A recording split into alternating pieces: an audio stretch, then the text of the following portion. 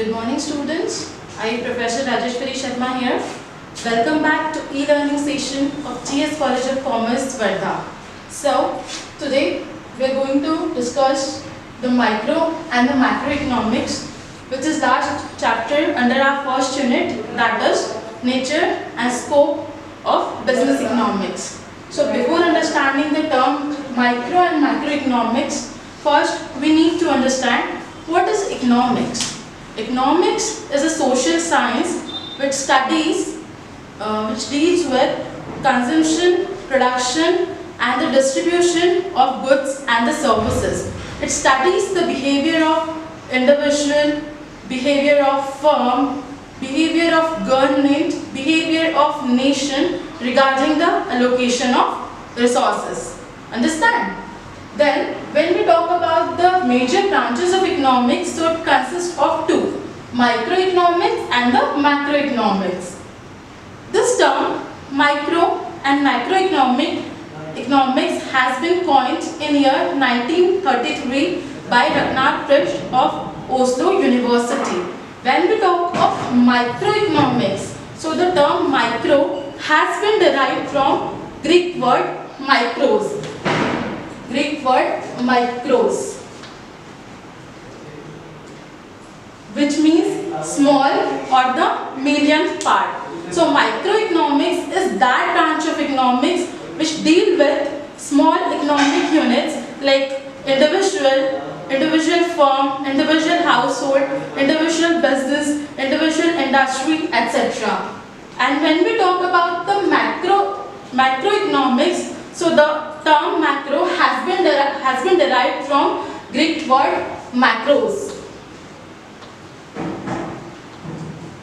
which means large or big. Therefore, macroeconomics deals with economy as a whole. It deals with aggregates like national output, national income, GDP, unemployment, the problem of inflation and deflation, etc. So, let's see the definition of microeconomics. See, according to Kenneth Boulding, microeconomics is the study of particular firm, household, individual prices, wages, incomes, individual industries or the particular commodities. Means he says that microeconomics considered the individual household as the unit of consumption. Microeconomics considers individual firm or producer as unit of production, and it studies the behavior of individual firms, individual producer, individual household, and also provides the theory of pricing, theory of price, wages, incomes, etc. So the next definition of microeconomics is given by Morris Dobb. He says microeconomics is in fact a microscopic study of the economy. Microscopic study means the study in detail. So microeconomics studies in detail the individual behavior like the behavior of an individual firm, the behavior of individual producer, behavior of individual supplier in detail. Therefore, it is known as the microscopic study of economy. Now, we will discuss the nature of microeconomics. So, first one is study of individual units. As we have seen, the microeconomics deals with the behavior of individual households, individual producers, individual suppliers, individual firm, individual industry, etc. So, and gives the solution to the problems of individuals by having their study. Therefore, it is said that the microeconomics is a study of individuals. The next one is price theory. What is basically a price theory? Price theory is a theory which is used for determining the prices of product or the prices of factors of production. So price theory is having two aspects. First one is the product pricing and second one is the factor pricing. So when we talk of the product pricing, so it is associated with determining the prices of the product that a business firm launches in the markets. And when we talk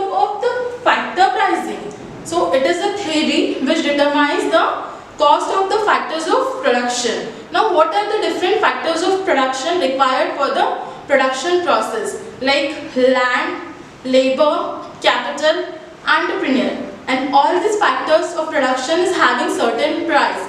Like we have to give wages to the labor, for capital we have to pay the interest, to entrepreneur we have to give the profit, and for the land we have to pay the rent. So all these factors of production has prices which is determined by the price theory under the microeconomics by using the forces of demand and supply, and the product of prices which are introduced by the firm in the market is also determined by the forces of demand and supply in the market. Therefore, microeconomics is also known as price theory. The third one is slicing method. See, what is meant by slicing? Splitting some big thing into small units is known as slicing.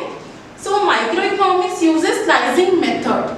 Now, why it is said that? See, for the study of whole economy, microeconomics divides or splits the different element of economy into small parts and then studies its behavior and gives the solution to the various problem which is persisting. Therefore, it is said that the microeconomics uses slicing method. The fourth one is partial equilibrium. What is mean by partial equilibrium? See, in economics, partial equilibrium is a condition whereby the changes of only one part or one factor is taken into consideration by assuming that other factors will remain constant or will not change during a particular period of time. So the microeconomics uses the partial equilibrium analysis. We will understand it with the help of an example. See, take the example of law of demand. In law of demand, what we do? We study the function of price and demand. Means we say that other things being constant, when the price of commodity increases, then the demand for particular commodity decreases, and when the price of commodity decreases, then the demand for particular commodity increases. Means we are studying the function between the price and demand only. But in actual world, is demand only affected by the price? Isn't it affected by the income of people? Isn't it affected by employment level? Isn't it affected by the price, taste and habits of consumer? So the answer is yes, it is affected by all these things. But when the law of demand is propounded, so it is assumed that all these factors except price, all the factors like income, employment, the taste, habits, preferences will remain constant except price. Only price will change and it will have impact on the demand. Means it is considering the changes in only one factor and assuming the other factor as constant for the particular duration, for the particular period of time. That is why it is known as partial equilibrium. The fourth one is microscopic approach. See, we have seen in the definition of Morris Dobb, microeconomics is in fact a microscopic study of the economy. Now, if I ask you the question why microscope is used, so you will say it's used for the study of the microorganisms, right? So we say the microeconomics uses microscopic approach. It means it uses the microscopic approach to study the behavior of thousands of consumers, behavior of thousands of producers, behavior of thousands of suppliers in detail, and at the same time it studies their economic activities and states how they reach to equilibrium level. It means they study their behavior in detail. That is why it is said that the microeconomics uses microscopic approach. Understand? The next one is use of marginalism principle. Now, what is marginalism principle? See, changes made to the total of something by additional unit is known as marginalism principle. For example, there are 10 laborers working in a field, working in a factory and producing 50 units. when one additional labor comes and he produces the 5 units. Now the total is 55 units. So here the marginal units are 5 units.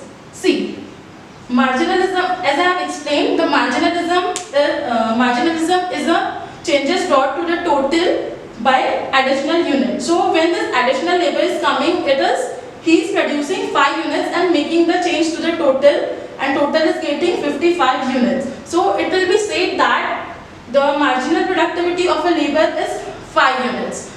And in microeconomics, there are many theories which are based on the principle of marginalism, like the theory of diminishing marginal utility, like a law of variable proportion, which is also known as short-run production function. Therefore, microeconomic theories uses marginalism principle. The seventh one is based on assumption. See, whenever you are going to see any economic theory, so you are going to find many assumptions, like assumption of laissez-faire policy, assumption of full employment, assumption of purely capitalistic economy, assumption of ceteris paribus, etc. But when we talk of reality, so all these conditions doesn't exist. So therefore, the microeconomic theory becomes statistic in nature and doesn't suit to the need of dynamic economy. See, when I talk about the assumption of full employment, so there is no economy in the world where you are going to find the full assumption of full employment of the resources. In his theory, the Keynes says the full employment condition is a myth. Why does he say so? He says that full employment can be achieved in 100 years or more, and for seeing this condition, we will not be alive. Therefore, this condition cannot exist in practical life, and it's a myth. When we are talking about the laissez-faire policy, so laissez-faire policy means the free market policy, whereby the price of a particular product is determined by the forces of demand and supply only.